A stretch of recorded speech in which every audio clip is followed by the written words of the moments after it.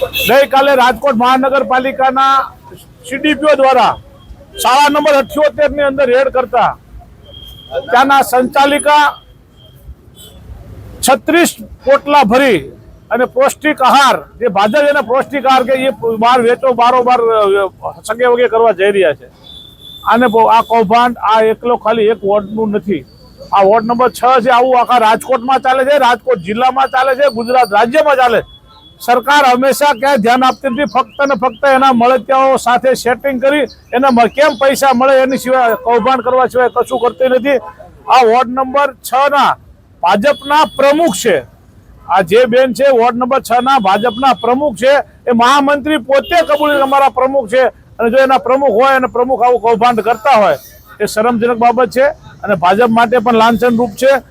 Already સરકાર હલકી ગુણવત્તા વાળું તો આપે છે જમવાનું, કારણ કે નાના અને પછાત ને ગરીબ માણસોના વિસ્તારમાં તમારે બહેનો હોય, આ બહેનોને અને એના બાળકોને જે પૌષ્ટિક આહાર મળવો જોઈએ પૌષ્ટિક આહાર પૂરતો મળતો નથી, પૂરતી ગુણવત્તા વાળો મળતો નથી, વારંવાર ગુણવત્તાની ચેક કરતા પણ નથી મળ્યું। એટલા માટે અમે એ કહીએ છીએ કોંગ્રેસના રાજકોટના નગરસેવક તરીકે હું રાજકોટના કમિશનરને અને કલેક્ટરને બંનેને પત્ર લખવાનો છું। એટલે રાજકોટ જિલ્લાની જે સુધારો કરવો જિલ્લા માટે કલેક્ટરને પત્ર લખવાનો છું અને રાજકોટ મહાનગરપાલિકાના કમિશનર આની ઊંડી તપાસ થાય, મોટી ગેરરીતિઓ આમાં બહાર આવશે અને ભાજપના મોટા નેતાઓ આમાં અંદર બહાર હાથ આવશે એવી મારી પૂરેપૂરી દહેશત છે। ખમા બજાલા હેલ્પર છું, બને જ નહીં સાહેબ। અમાર માલ એ 12:45 અહીં ઉતરો છે, 36 બાચકા ઉતરો છે અને અત્યારે આ પડ્યો।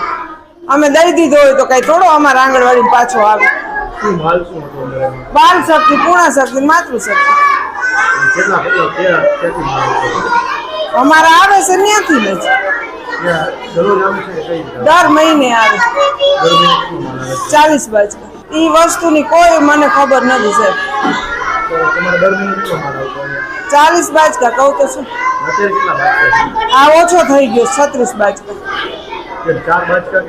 હવે અમે એને પૂછ્યું પણ એ હવે ઉપરથી એ ઓછો આવે એનું કાંઈ નહીં, અમારું કાંઈ ન ઓલું કરવું જોઈએ।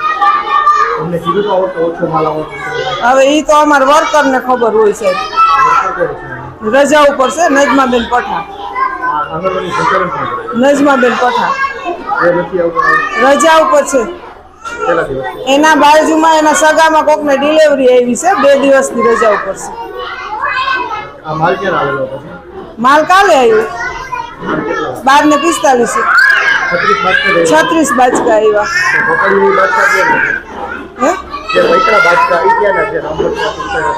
એ વસ્તુની ખબર જ નથી ભાઈ, એ તો તમને હું કહું છું કે અમે ઉતારીને ગયા હતા ને આ પડ્યો તમારી નજર સામે। કોઈ વર્કર હેલ્પર સાથે પર્સનલ એવા એલિગેશન નથી। ઈસઝોનની કોઈ પણ આંગણવાડી બીજા આંગણવાડી કાર્યકર તેડાગરને પણ તમે લોકો પૂછી શકો છો કે બેન ક્યારેય કોઈ ભેદભાવ રાખે છે કે કોઈ તમારા ઉપર આક્ષેપો કરે છે કે કોઈ તમારી પાસે ઉઘરાણું કરે છે। મેં મારા ઉપલા અધિકારીને પણ જાણ કરી હતી અને મેં એમને પણ કીધું હતું કે અહીંયા આવો, ચૂંટાયેલી પાંખ તરીકે જો કોઈ હોય તો એ આંગણવાડી કાર્ય તરીકે ફરજ ન બજાવી શકે।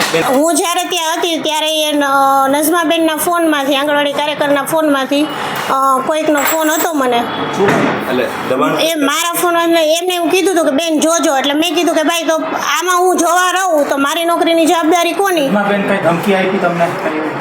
હા, એ અત્યારે તો કઈ ધમકી નથી આપી પણ ત્યારે મને ફોન ઉપર વાત કરાવી હતી। રાજકીય દબાણ એ સિવાય મારી ઉપર કોઈના ફોન નથી આવ્યા। એવી બધી કઈ ખાસ વાત નથી થઈ।